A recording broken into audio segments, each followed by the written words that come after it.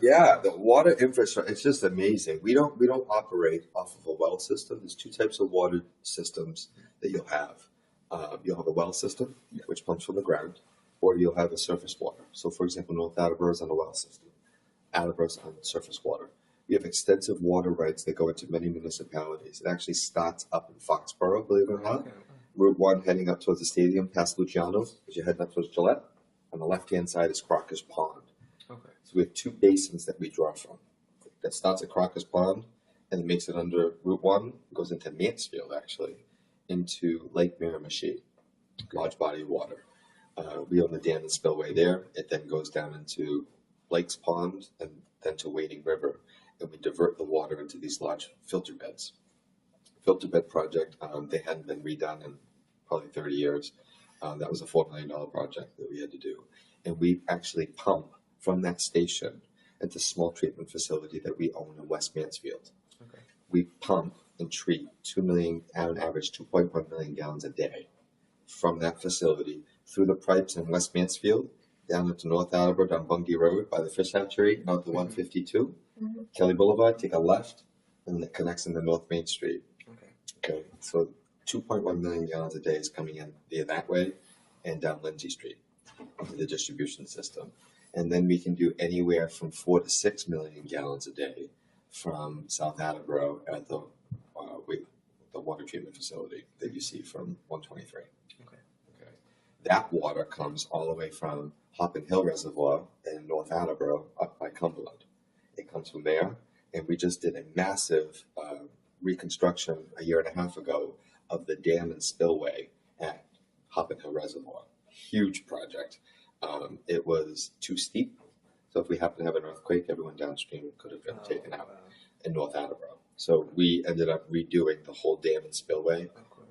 That's been completed now. The final touches just went on to that. That holds 7 million gallons of water. Leaves there, goes under Route 1 by the cinemas, crossing the mall, and then goes down into Luther Reservoir. Luther Reservoir is right off of Post Road and Newport Avenue in North Attleboro and the Attleboro line. And from there, it's a very important dam and spillway there. And there's also an aqueduct. Okay. That's the only way for us to fill Manchester Reservoir by the highway. It's through that aqueduct. It's 2 48-inch lines that go underneath the ground from that pumping station and goes down Todd Drive and then comes out by Rocklawn and then goes up through the woods up to Manchester Reservoir. That's the only way we start filling Manchester Reservoir in the winter in order to fill it. So it's lower now, but by the time winter comes and throughout next spring, we'll be filling that. And we're redoing the Luther Station building and pump station. We also have an aqueduct that takes us directly to the South Attleboro treatment facility underground. And we did that project a few years ago. So in times of drought, we're not losing water into the ground going over the spillway. We take it right directly into the intake building at the plant. So we're doing some major infrastructure projects there. We're also embarking on a new filtration system from the stormwater that goes into Orr's Pond. That's the pond that you see near the South Attleboro Fire Station, right there on the side. Salt content gets very heavy into that pond because of all the salt we use in the wintertime. So we're doing a new filtration system to help treat that before it gets into the pond. But we can do anywhere on an average day. We can do 4 million. If it's a hot summer day, we can do up to 8 million a day. We also finished the Oak Hill tank over the past year. So that was a 5 million gallon tank right above Warmsada up on the hill. They cut a hole in it. They went in and they had to sandblast all inside of it, and they had to reline the whole thing and then seal it back up, the mixer system in. But that's all things going on behind the scenes. I sort of realized. But we're also getting into now. We just did a project on Elmwood Avenue, which is on the side of Capron Park. That was one of our newer water main cleaning and relining. So we're getting into the streets.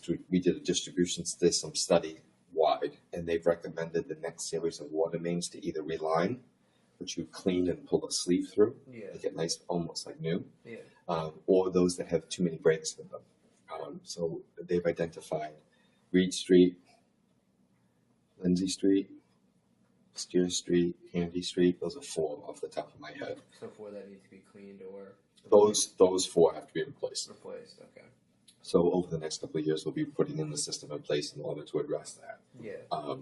They're millions of dollars of projects, Yeah. but that's paid for by the water rate that we charge. So we're looking at what debt service is coming off, so we can put new debt service back on in order to accommodate the debt that's required to borrow for those types of large projects. Yeah. But you don't think about it, but it's in the street. You need to address it, right? Yeah. People just turn the faucet on, but people need to know that we're actively addressing those issues and also planning for the future distribution system, because you don't think about it, but it's vital. We need it every day. So on that note, we had a drought a couple years ago. On top of that, that's when we were starting the whole process of redoing Hoppin Hill Reservoir. So we had to drain the whole thing. And that really brought to light the future planning efforts. So right now, we're actually in the process of designing and constructing a small little station in South Attleboro that's right on the Pawtucket-Cumberland border that will access the Pawtucket Water Supply Board. So in times of drought, and periodically we will use it and treat it just to keep the system up and running. It's about $1 million project, but it provides the source of water that we will need in times of drought or in a water emergency. So if a major system goes down for some reason, we could fully activate that and get several million gallons a day from that connection. It's something that was talked about forever, and it was just never done. But we decided a couple of years ago this is something we need to do. So we're in the process of that project right now for future emergencies. So it's important that people know about future planning for those types of things, because you can't just live for today, guys. You got to be thinking about longer term, longer growth expansion. We continue to have new businesses, we continue to have new residents, and we need to be making sure that we can meet the demand, not just for services, but for water too.